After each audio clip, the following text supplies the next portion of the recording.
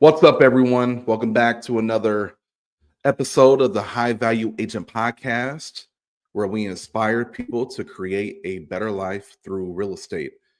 And we are going to break down today something that has been done by my team, and that is how to take two listings per week on average. Okay.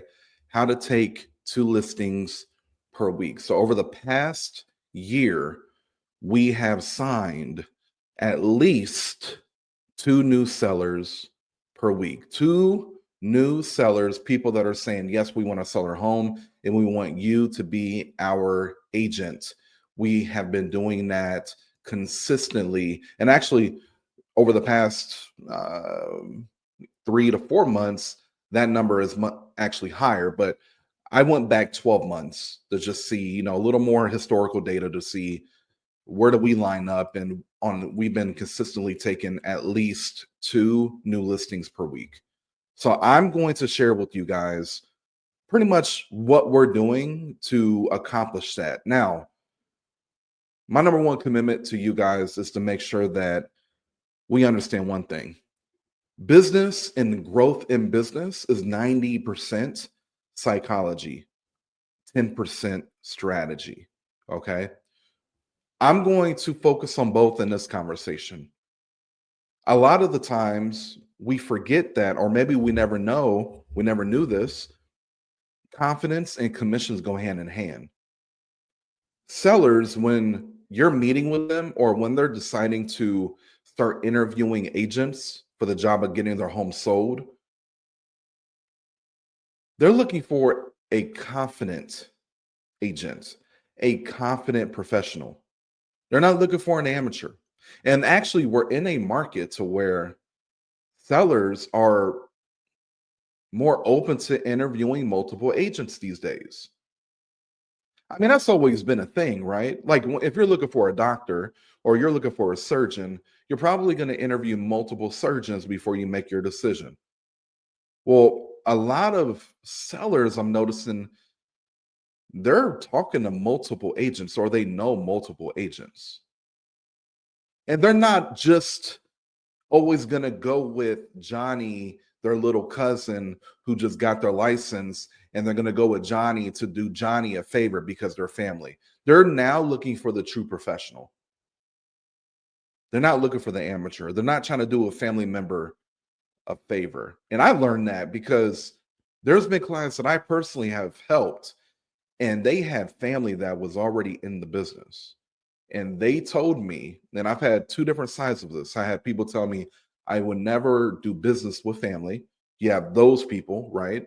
And then I've also had people say, hey, you were the better agent. We wanted to go with you because we felt more confident with you. Sellers are not easy to convert. Sellers have options and they know that. So if you want to take two listings per week, and eventually get that to 3, 4, 5 a week, we got to understand 90% of your success is going to come from your mental, 10% is going to actually come from the strategy. Okay, but let's hop into it. We're going to get right to it, y'all. I'm excited because I love working with sellers.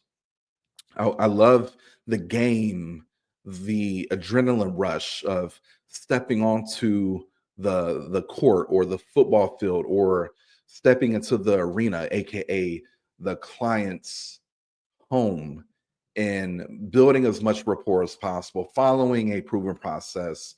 Because I consider the success that I've had in my career, where I've helped a lot of families, it wasn't because I'm a special snowflake.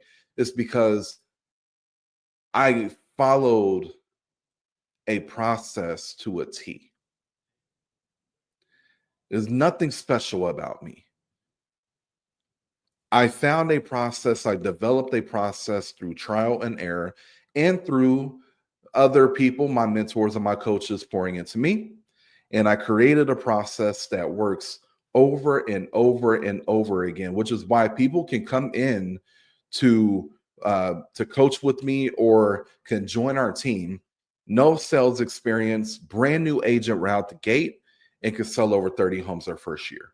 It's because they just plug into a proven process. So just you can have an off day. You could wake up and your head hurt. You could wake up and you get out of bed and then you hit your knee on the couch or on the bed and be like, oh man, my knee hurts all day. You could just be in a bad mood, which by the way, a bad mood is just a decision. If you want to be in a positive mood, make the decision now. I'm going to be positive right now, moving forward for the rest of the day. Right. But you could be in that mentality. If despite you not feeling your best, despite you not being in the best mood, if you plug into a proven process, you will still increase your chances of getting your desired result. Okay. So you don't have to be perfect. You just got to follow a proven process. Okay. So, how do we take 2 listings per week? Well, number one, like I mentioned before, confidence and commissions go hand in hand. So we build confidence by doing the thing, right? Becoming more competent. That means we get more accomplishments, and then overall, our confidence increases, right? So understand as a professional, you have to have authority and confidence, right? Now, you do that by going out there, generating those opportunities for yourself. Now, I did a pod episode not too long ago talking about some of the best lead sources that you can, you know, communicate with when it comes to sellers. Some of those, the lower hanging fruit, require a little more nurturing or maybe a little more skill or a combination of the two. And with that being said, that instills fear into our psyche, into our we become afraid of actually taking that step, making that call, following the process.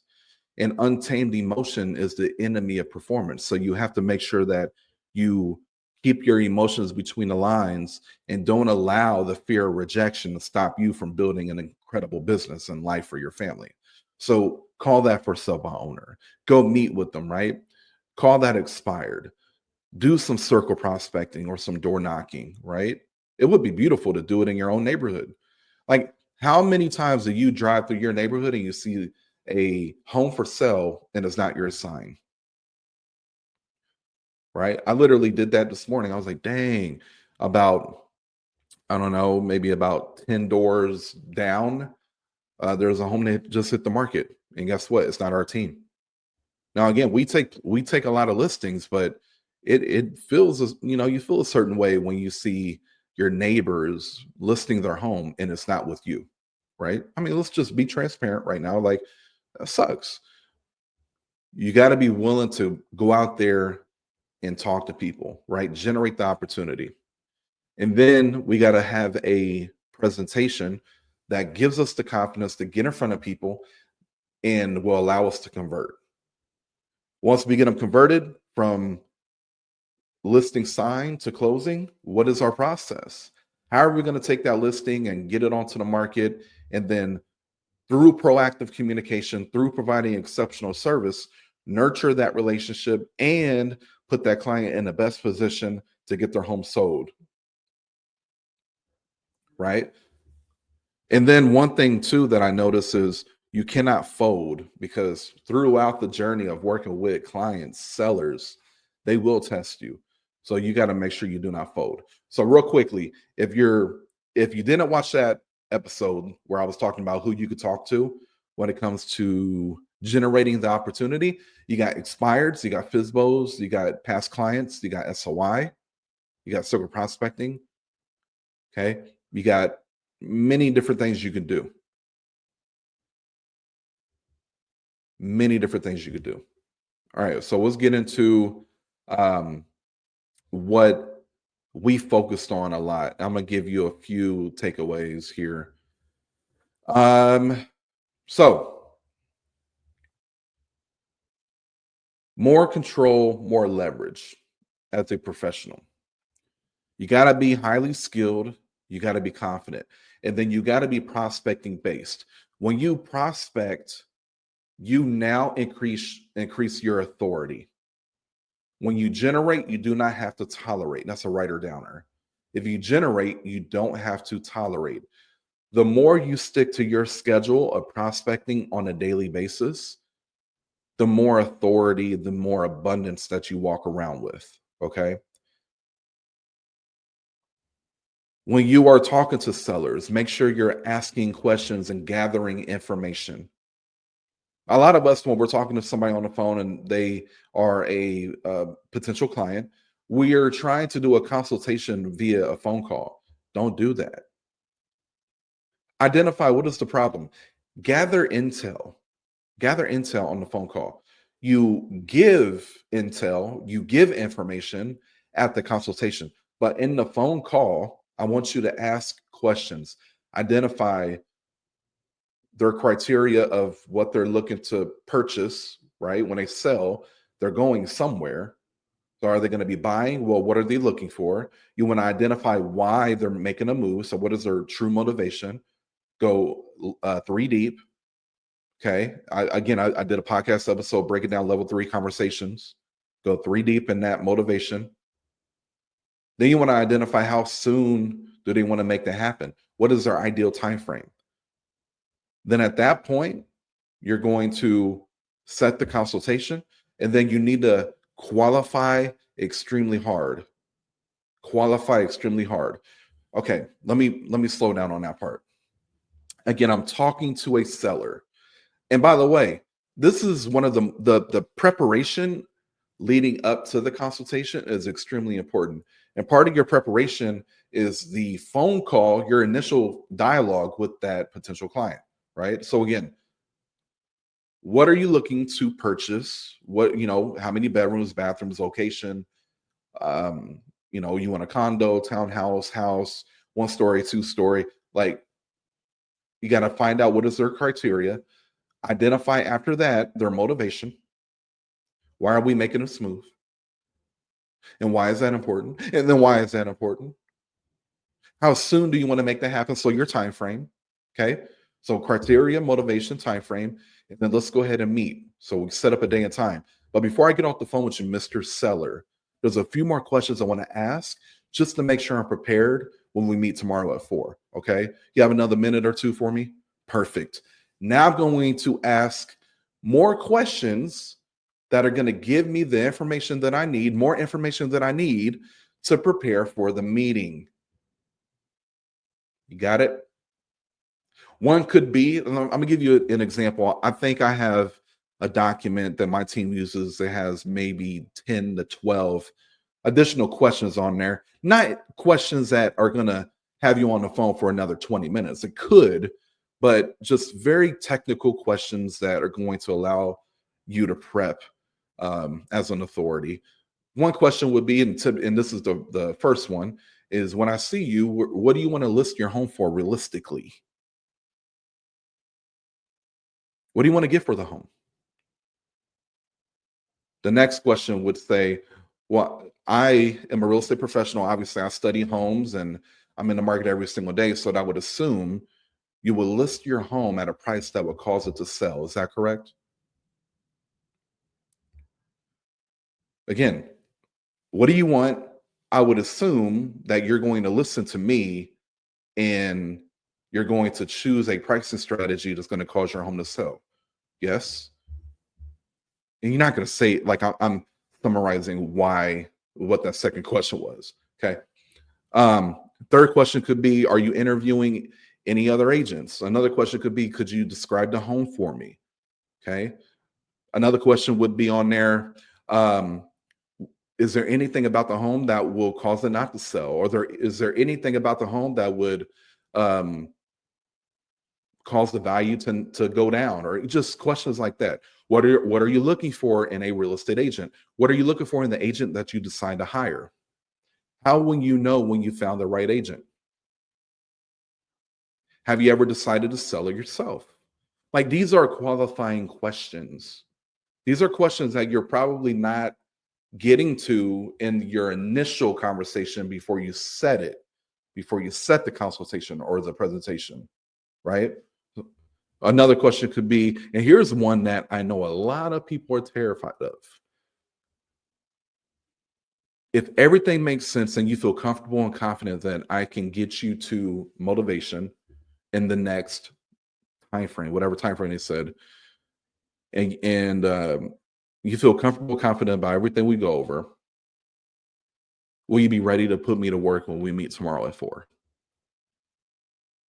A lot of people are afraid of that because they're afraid of the rejection. I want it. Like you should want to know yes or no so that you could prepare. Like if they were to say yes, great, great feeling, right? Not going there. I just don't need to mess it up. Okay. But if they tell me no, wow, this is awesome. Now I understand that there's a gap there. I can identify what do they need to see from me or hear from me that will give them the confidence to hire me. Right. So if they told me no, I could say, well, you haven't decided to hire me yet, which obviously we haven't met yet. So I appreciate you being honest with me. Tell me, what would you need to see from me that will give you the confidence to put me to work? That would give you the confidence to put me to work. And then have them tell you. They may say, "Well, it's really dependent on the numbers." Okay? Right? So then I know at that point I got to make sure I'm bringing as much data with me and having a skill set to not own the data, okay? Not own it. This is not my opinion. This is what the market is saying. That's a whole nother training, by the way. But or a training or podcast episode, sorry. But maybe this person is very focused on the numbers. They got to hit, and again, you should know the stuff because you ask them, what do you want to get for the home? How much do you owe on it? And those type of questions. They may say, well, it's really just dependent on your marketing. Okay. So now I got to make sure that I'm prepared to have that conversation and I can prepare accordingly. And keep in mind, if you've already asked the question, tell me, what are you looking for in the agent you decide to hire? What's important to you about the agent that you hire? What are you looking for? How will you know when you found the right agent? They're probably going to tell you something like, well, I want somebody who's honest, who's going to tell us the truth, who has experience, right? Like this is incredible information. Now I can in my presentation literally cater my presentation to fit exactly the type of agent they want me to be. While I'm in the presentation, I could literally bring up things about experience and improvement process and honesty. And I don't even need to say this. Remember when you told me on the phone that you were looking for an honest agent? I don't want to say that. That ruins it. I want to say, you know, client, was very important to me is honesty. And one thing I could promise you is I'm going to always tell you the truth. I'm not going to tell you what you want to hear, but I'm going to always be transparent and tell you the truth. And is that the type of agent that you believe is going to be a good fit for you? He or she forgot that he or she told me that honesty was important on that phone call, but I'm bringing it up in the presentation, and in their mind, they're like, "Man, this guy's really speaking my language." Yeah, honesty is very important, right? So, anyways, okay, let's get back to so you got to qualify extremely hard. Next, do your preparation, right? Do your research, do your CMA, pull your comparable homes, identify what, and I'm not going to go because I mean, I can literally break down every single part of this process um, at very deep detail, but we'd be here for 3 hours. You got to know how to pull comparables. You got to know how to create a pricing strategy presentation. Okay. That's going to be a part of your full presentation is the pricing part. So figure out a healthy range of price. Then at that point, you want to make sure you are role playing, whether it's with a teammate or with a colleague or with a spouse. You want to practice the presentation. When you think of a professional athlete, let's just say LeBron James. There's a game tonight at 6 p.m. that he has. The day before he practiced, the day of, he works out, he gets shot up, he gets shots up,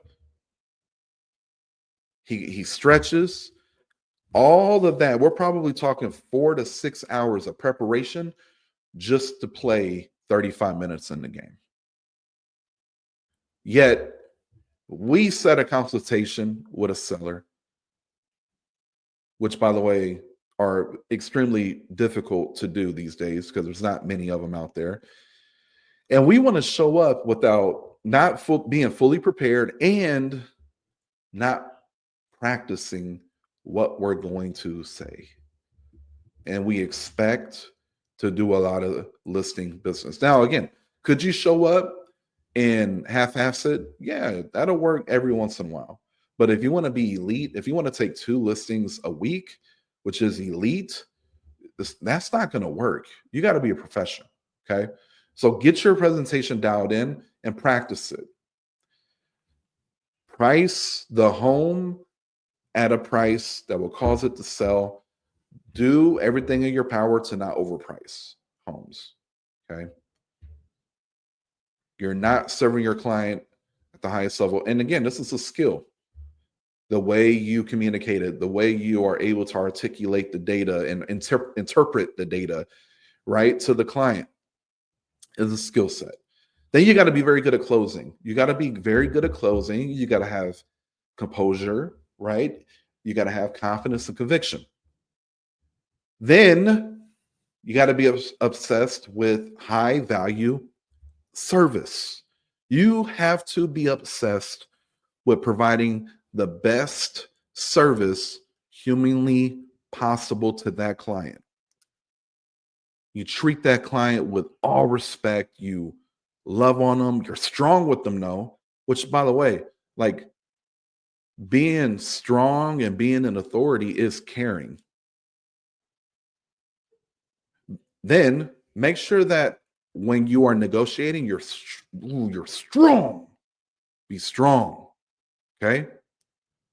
Be aggressive, trying to protect and maximize your client's equity and make them see and feel that and understand it. Like, man, Antoine is a soldier for me.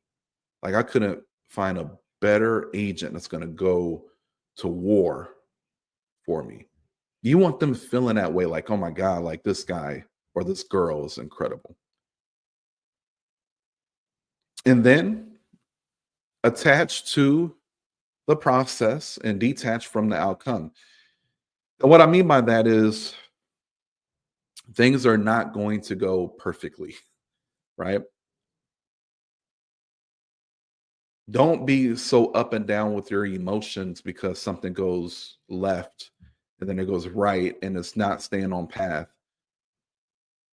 Stay focused on doing the thing, which is the process. The outcome is the outcome, and there's nothing you can do about it. Control what you can control. Very, very simple. Okay. Now, again, I can unpack this in much more detail, but that's a training. This is a pod. I wanted to give you some insight. And again, 90% of this is psychology, 10% is strategy.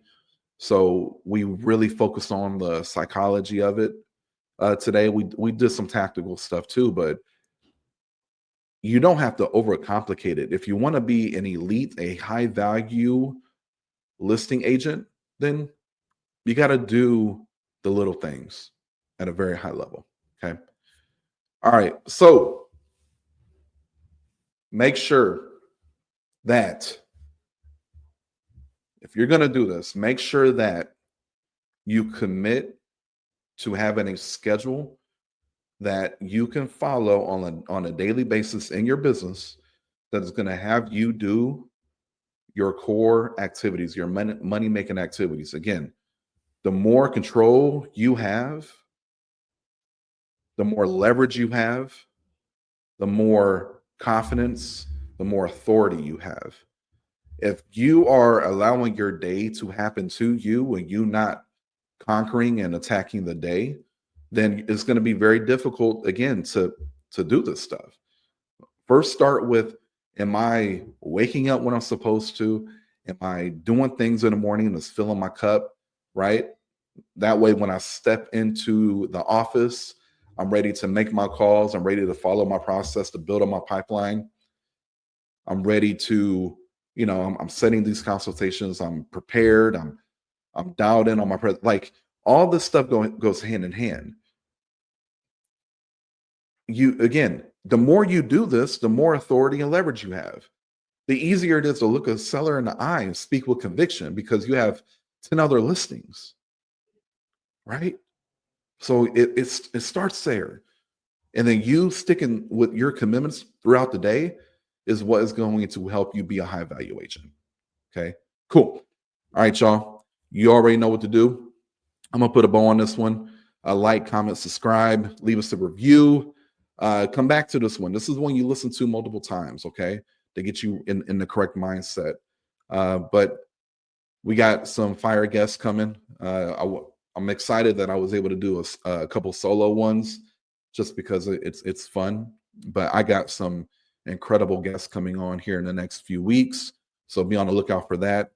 So until then, hey, be strong, be powerful, do the work, and I'll see y'all on the next one. Peace.